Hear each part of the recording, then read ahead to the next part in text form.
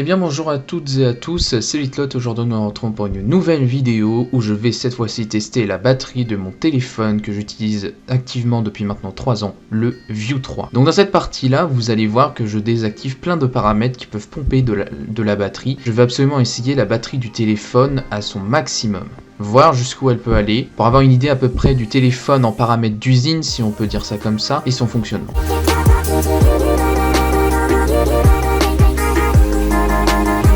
Et donc on peut voir que finalement il y a beaucoup d'actions et beaucoup d'applications qui peuvent prendre sur la batterie du Wiko, et ça on ne le voit jamais si on n'active pas les options modérateurs.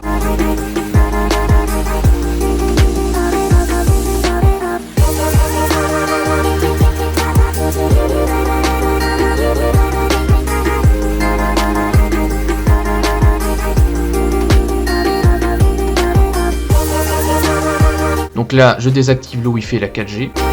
Ensuite, on baisse la luminosité au minimum.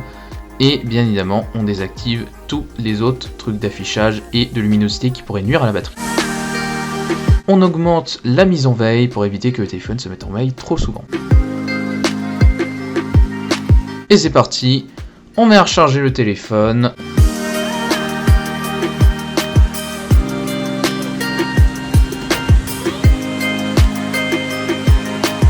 Hop là, le téléphone est rechargé et on va pouvoir bien évidemment retirer le câble d'alimentation. Et là c'est parti pour 2 jours d'attente. 14h24, c'est parti.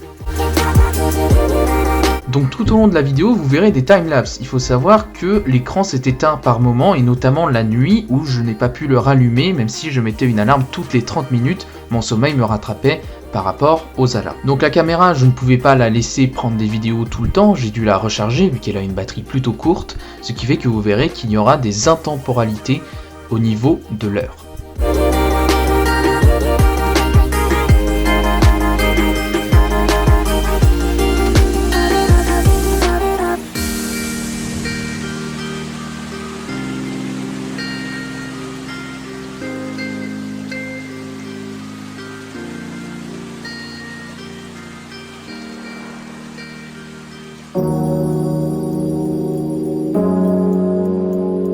Il faut savoir que j'ai vraiment laissé le téléphone comme ça, sur leur bord, tout le temps, jusqu'à ce qu'il n'y ait plus de batterie. À un moment, je suis même parti faire des courses avec quelqu'un de ma famille, nous sommes partis une bonne 50aine de minutes, il ne restait plus que 2% de batterie, et pourtant le téléphone a tenu jusqu'à la fin.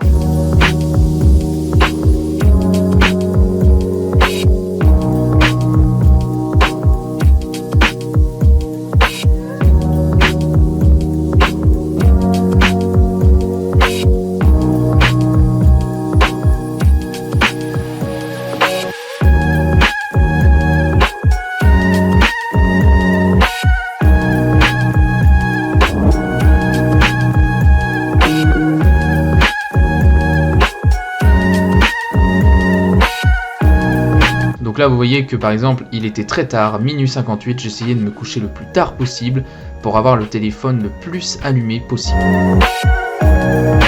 D'ailleurs il est déjà à 70%.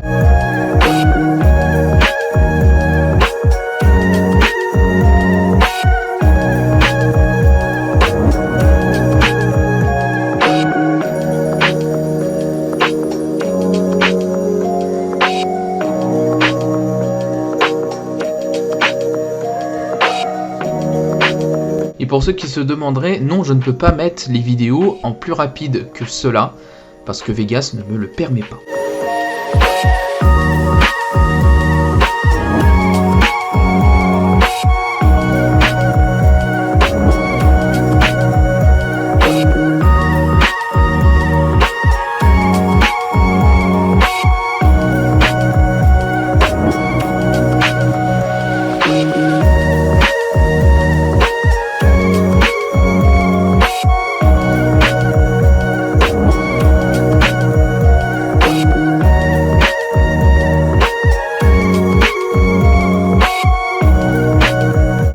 d'ailleurs retrouver ce téléphone sur le magasin de Wiko officiel. Ils ont d'ailleurs sorti récemment le View 4 qui n'est pas si différent du View 3 mais qui est beaucoup moins cher que celui-ci.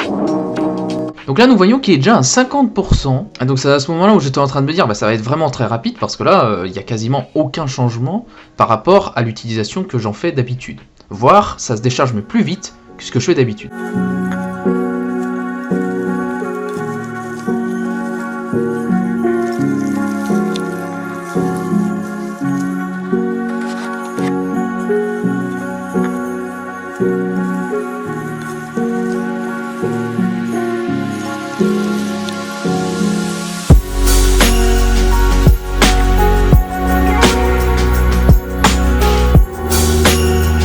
D'ailleurs, sur certaines tranches de timelapse, vous pouvez calculer exactement combien de temps cela prend à 1% de batterie de baisser.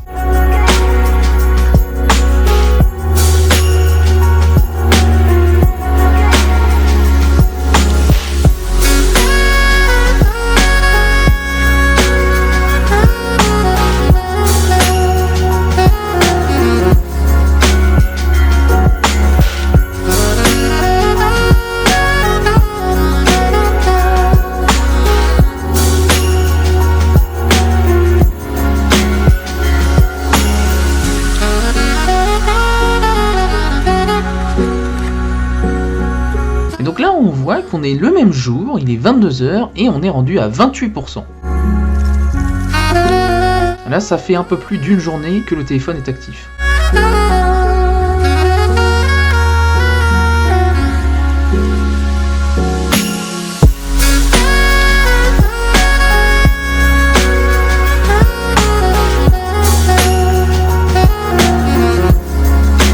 Donc là la vidéo s'arrête à 11% tout simplement parce que j'ai oublié d'enregistrer le moment où il était à 1% et c'était aux alentours des 17h30.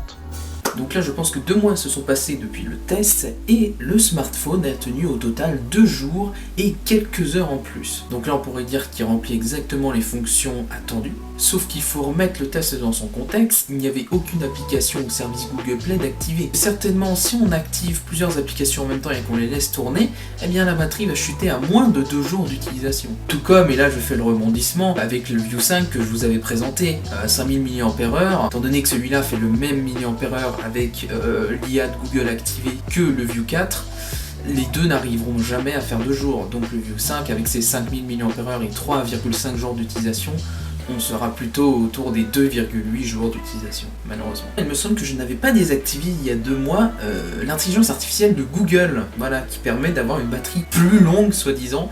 Ça fonctionne des fois, ça ne fonctionne pas à d'autres, et surtout ça ralentit le téléchargement. Je ne sais pas si vous verrez donc, mais il y a en gros il y a 30 minutes, j'étais à 25%, et en 30 minutes, ça a rechargé que 10% de la batterie du téléphone portable. Habituellement, en 10 minutes, on atteint plus 30% de batterie. Mais on peut aussi dire autre chose, c'est que le View 3 n'est pas un téléphone de gaming. Le View 3 est vraiment un téléphone de bureau, pourrait-on dire. C'est un téléphone qui sert aux personnes qui travaillent et qui ont besoin d'un cellulaire assez performant quand même. Et de toute manière, il faut bien se le dire, le View 3 n'a que 1,8 GHz de fréquence CPU, ce qui est vraiment médiocre comparé aux moyennes gammes des téléphones en ce moment.